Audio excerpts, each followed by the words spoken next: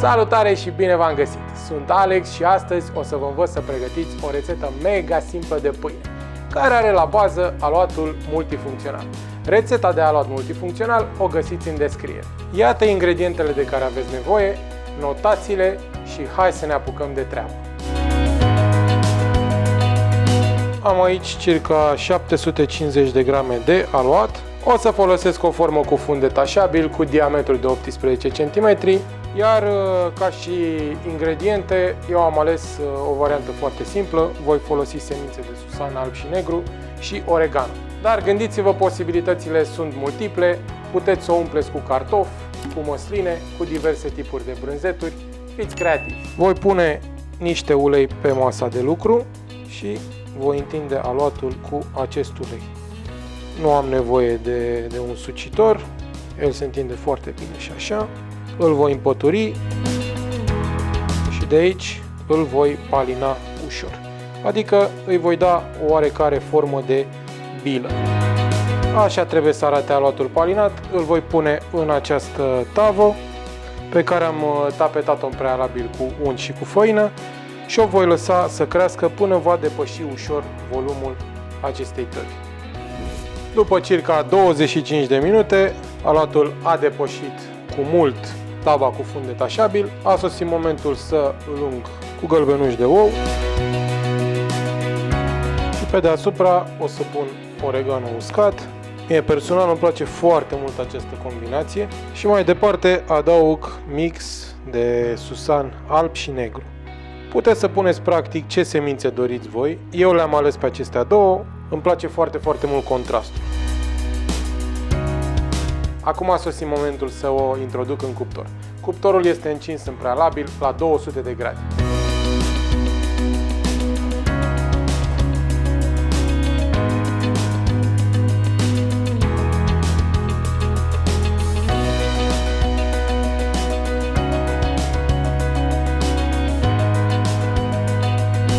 După circa 15 minute la 200 de grade, am coborât temperatura la 150 de grade pentru alte 10 minute. Deci 25 de minute în total.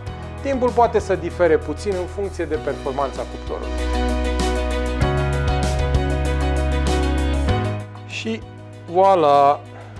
Pâinea noastră este gata. Pâine din aluatul multifuncțional. Cum îmi place mie să-i zic. Miroase senzațional și din punctul meu de vedere arată foarte bine. Eu am făcut testul cu bățul de frigăruie în prealabil. El trebuie să iasă curat, dar vă mai spun încă un secret. Ca să vă dați seama dacă pâinea este corect gătită, ea trebuie să sune a gol atunci când o batem.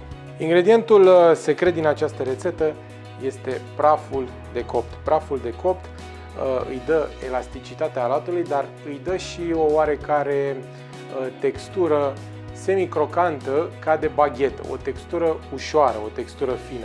Vine foarte bine în completarea drojdiei. Agentul de creștere lent în acest caz. Cu mare grijă, fără să mă frig, o să desfac această formă. Wow, ce frumos arată! Este mega pufoasă, coaja de deasupra este crocantă, o voi acoperi cu această cârpă, iar ea se va răci la temperatura camerei. Condensul ce se va produce sub această cârpă o va înmuia per total și va fi numai bună de mâncat. Aceasta a fost rețeta de pâine cu oregano și susan alb și negru, pregătită din baza de aluat multifuncțional. Iată în ce poți transforma 750 de grame de aluat multifuncțional. Acum că pâinea s-a răcit complet, vreau să o tai să vedeți cum arată și în interior. Ca să simți pe deplin gustul acestei pâini, pune doar puțin unt și niște sare și îți garantez că este arhi suficient. Vreau neapărat să gust această pâine.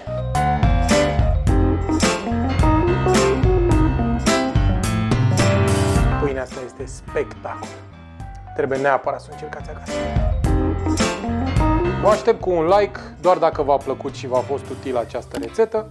cu un subscribe la canal și un click pe clopoțel pentru a fi la curent cu tot ce v-am mai pregătit. Lista de rețete e în creștere, așa că aruncați un ochi și vedeți ce vă inspiră ca să gătiți ceva gustos. Comentariile, întrebările, sugestiile și hate-ul în comment box.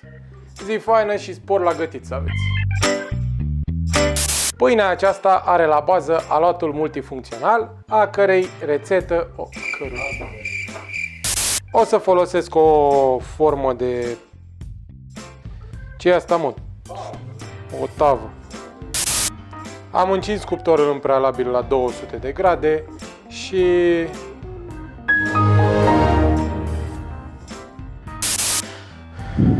Vezi, mă, puteam să călcăm și noi astea, să arate civilizat, dar... arată de parcă facem videouri de ieri, de azi. Jură-te că n-ai stat, că de acolo le-am luat. Jură-te că n-ai stat cu fundul pe ele, să le șifonezi. Ai stat cu fundul să le șifonezi.